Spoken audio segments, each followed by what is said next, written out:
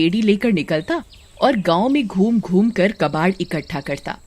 उसे बेचकर जो पैसे मिलते उससे वह अपनी रोजमर्रा की जिंदगी की गुजर करता। कबाड़ी वाला कबाड़ा बेचो, जीरा टॉफी चूरन नमकीन लो, रद्दी बेचो, चूहे कम करो अपने अपने घर के। कबाड़ी वाला।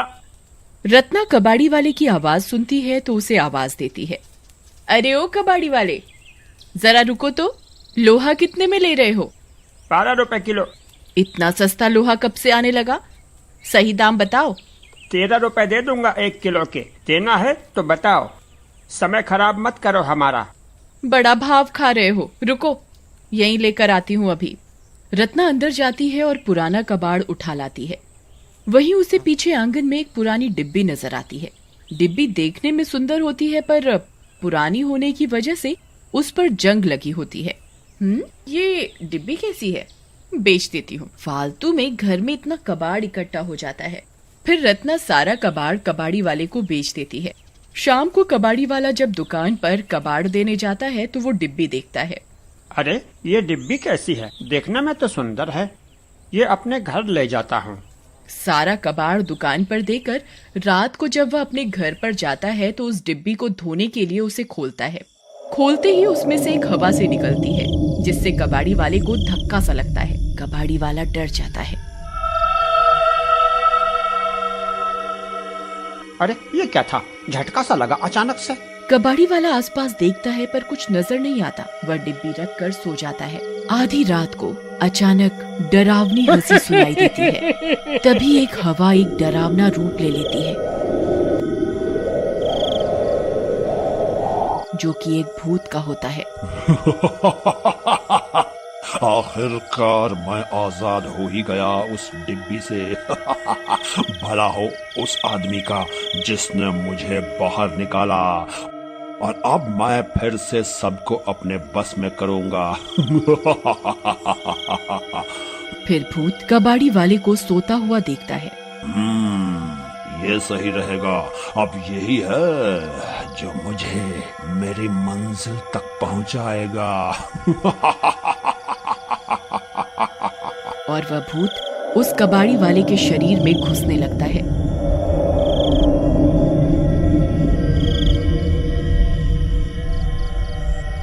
तभी दर्द से कबाड़ी वाले की नींद खुल जाती है। अरे ये मेरा अचानक से शरीर क्यों टूटने लगा है? हे भगवान, ये क्या हो रहा है? मुझे इतना दर्द क्यों हो रहा है? अरे कोई मेरी मदद करो मेरी कोई। आ आ आ कबाड़ी वाला दर्द से चिल्लाने लगता है पर उसकी आवाज सुनने वाला कोई नहीं होता और वह भूत उसके शरीर पर कब्जा कर लेता है। फिर अगली सुबह भूतिया कबाड़ी वाला कबाड़ बेचने निकला और आज उसके हाव भाव अलग ही थे। भारी आवाज, लाल आंखें, डरावना स्वभाव। कबाड़ा दे दो, कबाड़ी वाला। एक गांव वाला बाहर निकल कर आता है। अरे ओ कबाड़ी वाला, रुक तो सही। भूतिया कबाड़ी उसे घूर कर देखता है और मन ही मन में कहता है, बाहर तो निकल, आज के बाद तू कबाड़ी को बुला ही नहीं पाएगा। दिन की दोपहरी में कोई बाहर नहीं होता। सुरेश घर का कबाड़ लेकर बेचने आता है। ये ले, जरा तौल के तो बता कितने रुपए का कबाड़ा हुआ? कबाड़ी वाला मौका देखते ही सुरेश का गला दबाने लगता है और उसे हवा में उठा देता है। अरे कबाड़ी छोड़ मुझे, कबाड़ी क्या क्या भूत सवार है तुझ पे? छोड़ मुझे, नीचे उतार।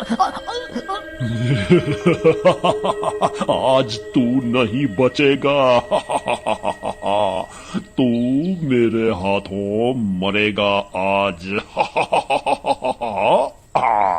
भूत 2 मिनट में ही उसके शरीर से जान निकाल देता है और उसका शरीर अपनी रेड़ी पर रख कर निकल जाता है। कबाड़ा दे दो, कबाड़ी वाला। घर पहुंचकर सुरेश का मांस वह बड़े ही चाव से खाता है।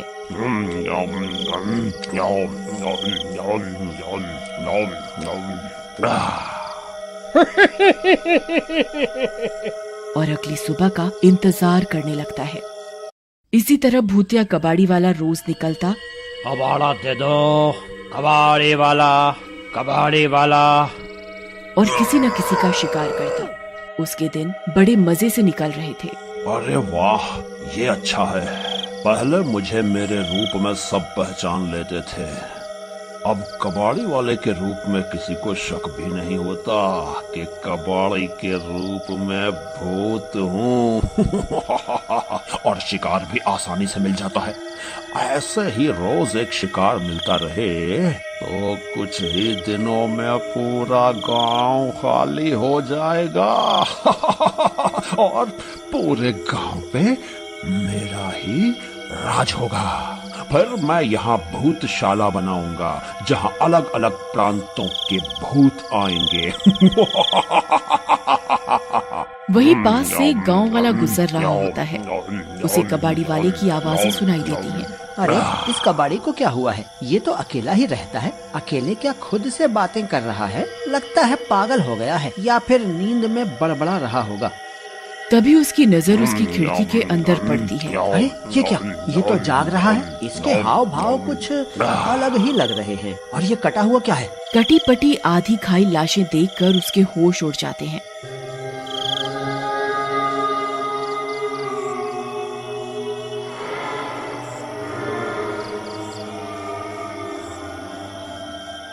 राम राम राम राम राम।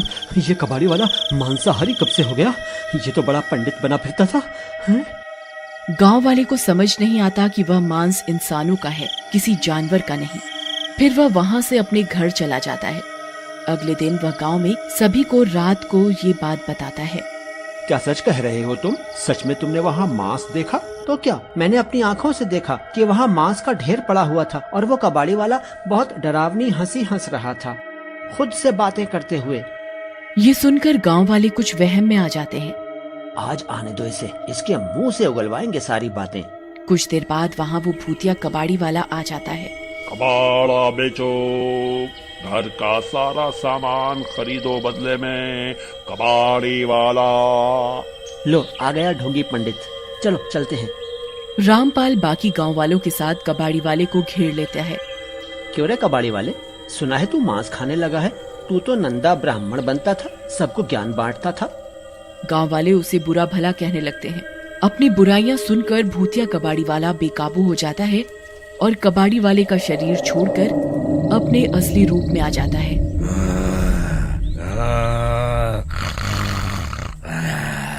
क्यों, तुझे क्या दिक्कत है? मैं मांस खाऊं या इंसानों को जिंदा चबा जाऊं?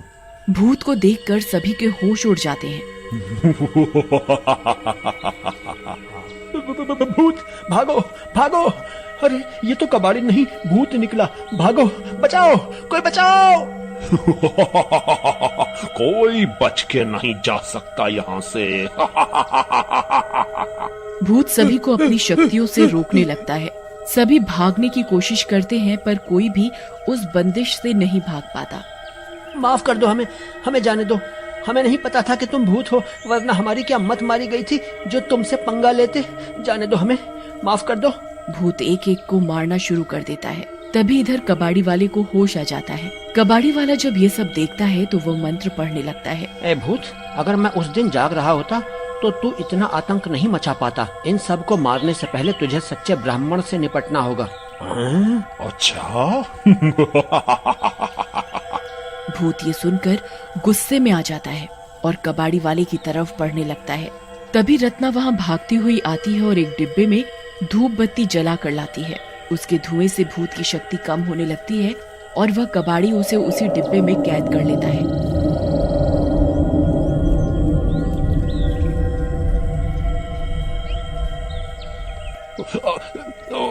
नहीं नहीं, अरे नहीं, अरे नहीं, अरे नहीं, मैं वापस कैद हो गया। हाँ, मुझे फिर से कैद कर दिया। लेकिन मैं फिर आऊंगा, मैं फिर आऊंगा।